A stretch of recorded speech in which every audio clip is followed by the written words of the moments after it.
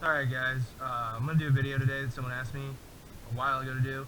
I'm going to do detent removal for the Shocker RSX, and we're going to show you how to take apart the regulator and maintain it. Alright guys, I'm going to start with regulator maintenance for the Shocker RSX. Russell has done a great video on this. It's going to be better quality than mine, but people have asked me to do that. I also cover, like I said, how to remove the detents. Actually, let's do that first. So this is using the Shocker RSX Allen set. You know, I get asked these questions. I see a lot of comments pop up on the RSX page. I do enjoy helping people, answering tech questions they may have. Some stuff, it's already been covered and recovered, but we'll go over it anyways. So for the detents, let's see if I can get a close up here. Right here is a pin. You need to remove that pin. I advise holding down the detent itself, using a pick or something of that nature, and you pull the pin. Keep holding the detent because it is spring loaded. Remove the pin, and your detent will lift up. Your detent and spring, there's a little nub in there for the spring to sit on the detent. When you want to get in there and you want to clean, a lot of times, just using a microfiber to wipe stuff down works great. I have an old Exalt barrel made. This is great for cleaning out the insides of guns. You can get inside the breech here and clean them out from the top of the feed neck as well. And the biggest thing that helps when it comes to cleaning guns, isopropyl alcohol. This is 91%, just Kroger brand, cheap stuff. It was like $2. This stuff will clean all the old lube off of your parts. Now to reassemble the detent, you want to take it, there's a little hole here. You want to push the detent down. There's a little recess in the eye cover. Put the spring in there. Push the detent down and back to where it lines up with the holes. Once it lines up with its hole, take your pin,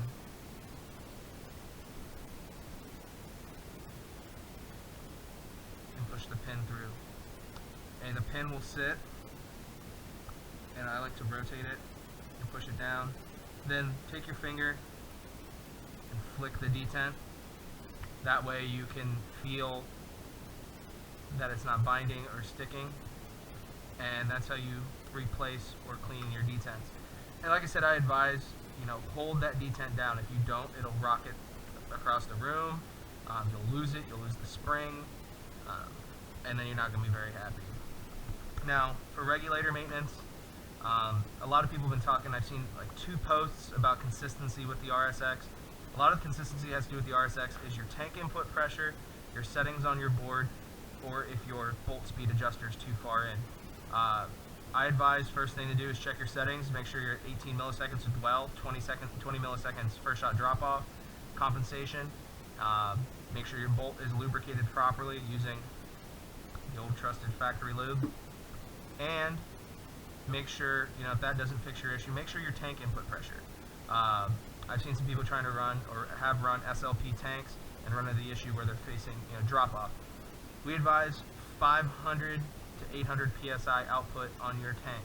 I run a Ninja Pro V2 reg with 550 output, and I have no consistency issues, no drop off issues, nothing of that sort. Now, lastly is regulator. Check your regulator. It's very easy to service. These are the 2 Allen keys that come with the RSX. There's nothing special about them. You want to use your large Allen key first and make sure you're sitting in the black part of the velocity adjuster. Now, this is under spring tension. You have your pressure release valve spring that's going to be pushing this up. So keep a hand ready. It's not too much spring tension, but you don't want this flying across the room. That drops out. Your pressure release valve spring will drop out. and then you have your piston. The best way I found to get this out, use a microfiber and give it a couple whacks. Sometimes these pistons can be stubborn, but there it'll come. You have your piston and your reg spring, and then up top use your other Allen key.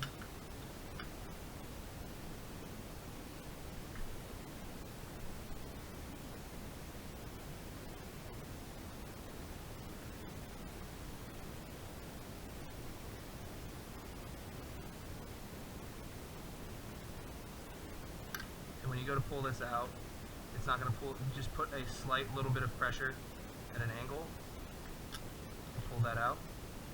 There's your top part of your regulator. And like I said, wipe all this down using a microfiber. I'm actually getting this gun, it's nice to do this video, and it's nice to do this video and go over stuff that people have asked me to do. It's also a good excuse to do maintenance to my gun. Me and my buddy, for anyone that's in the Chicagoland area or heading out to O'Hare Paintball Park this Saturday for the Shock 2 tryouts, a buddy of mine and myself will be venturing out there from Ohio. So if you guys see me and I'm not sucking, then say hi. If you guys have any Lux questions, Shocker questions, feel free to ask me while we're there. I'll do my best. I don't know how these tryouts are going to run, but if you guys have any issues, gun issues, I'll do my best to help anyone out that owns a Shocker or a Lux. But that should be kind of fun. Besides the whole driving part, it's a 5.5 hour drive each way, and we're not staying in a hotel, so we're going to the tryout Saturday night and driving home Saturday night. So that should be fun. Now, factory lube, factory grease, nothing's better than that. Just enough to get these wet. These are non-moving O-rings, however, you want to keep the life of them long, so good lubrication.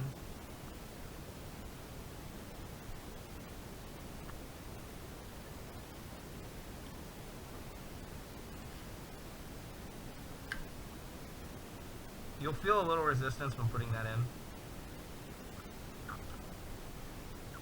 Thread it slowly at first. This doesn't need to be really turned down that hard, just nice and snug. There's no need to over tighten it.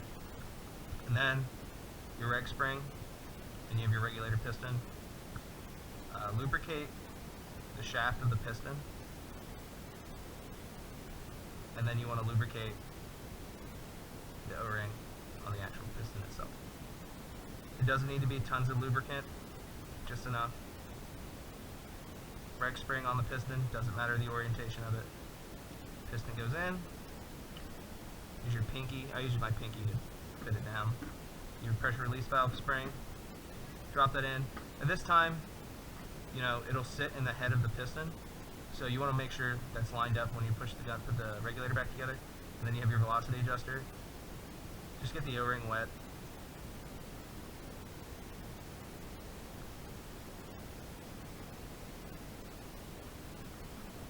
Like I've said to people, I overdo my regulator maintenance, if you will.